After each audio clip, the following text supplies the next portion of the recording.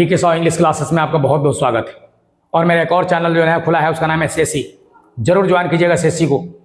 आज मैं आपसे कुछ इंपॉर्टेंट बात करना चाहता हूँ। P K saw English class and SSC both are the same, लेकिन आज मैं जिस टॉपिक पर बात करने आया हूँ, बस आपको इस वीडियो में बने रहना है और ध्यान से सुनना है।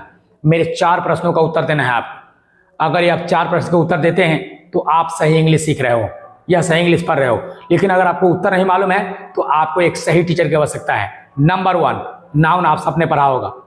व्हाट इज नाउन मैं नहीं पूछूंगा, आप सब जानते हैं। यू नो बेटर देन, है ना, मी। आपसे मुझसे बेहतर जानते हो। लेकिन मैं आपसे एक सवाल पूछना चाहता हूँ कि what the use of noun noun.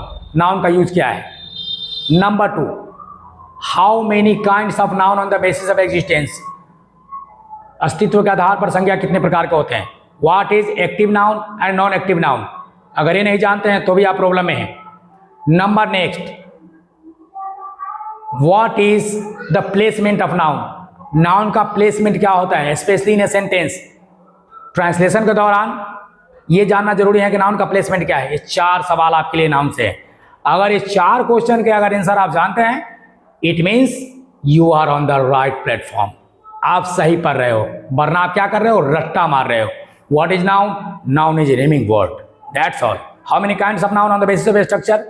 There are 5 kinds of noun on the basis of structures like proper noun, common noun, material noun, collective noun, abstract noun.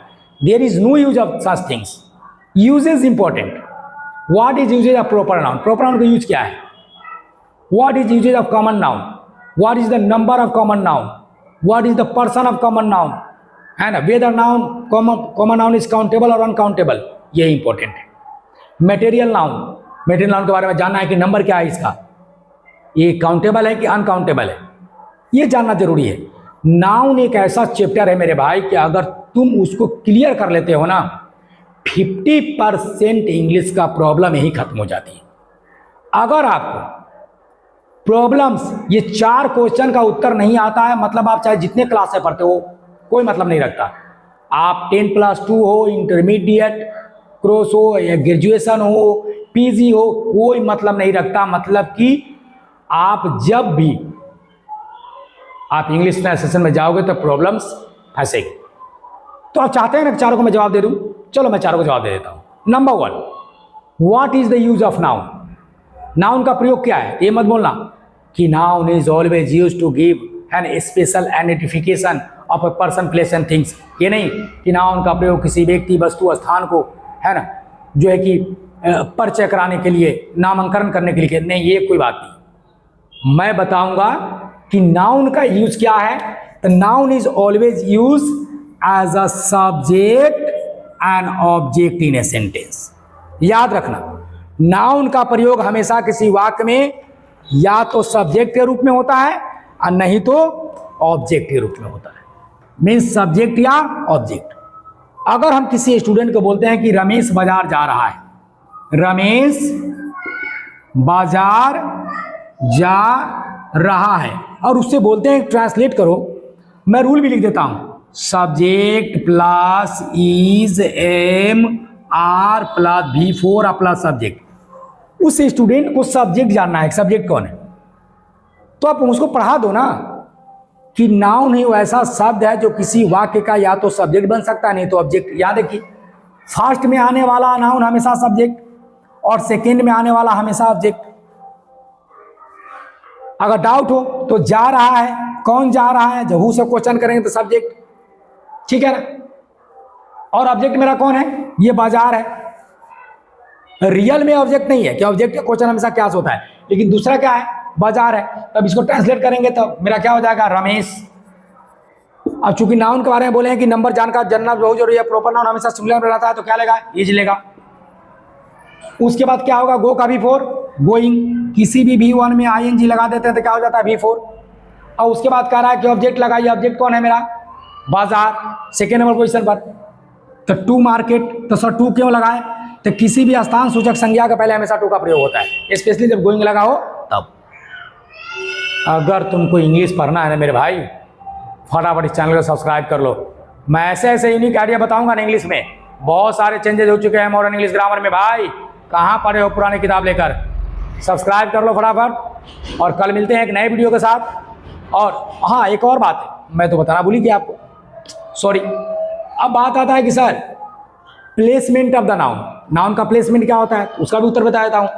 Placement या तो 1 पर रहेगा और नहीं तो 3 पर, क्योंकि स्ट्रक्चर क्या बनता है इंग्लिश का, 1 2 3, यानी सब्जेक्ट वर्ब एंड ऑब्जेक्ट। तो या तो नाउन 1 नंबर पर रहेगा या तो नाउन 3 नंबर पर रहेगा। Noun is always use as a subject and object in a sentence, means number 1 place और नंबर 3 प्लेस। ठीक है। अब सर आप ये भी बताएं कि how many kind of the noun on the basis of existence, तो बताया था ना, there are 2 kinds of noun on the basis of existence. अस्तित्व के आधार पर संज्ञा 2 प्रकार की होती है, डेफिनिट निश्चित, इनडेफिनिट अनिश्चित।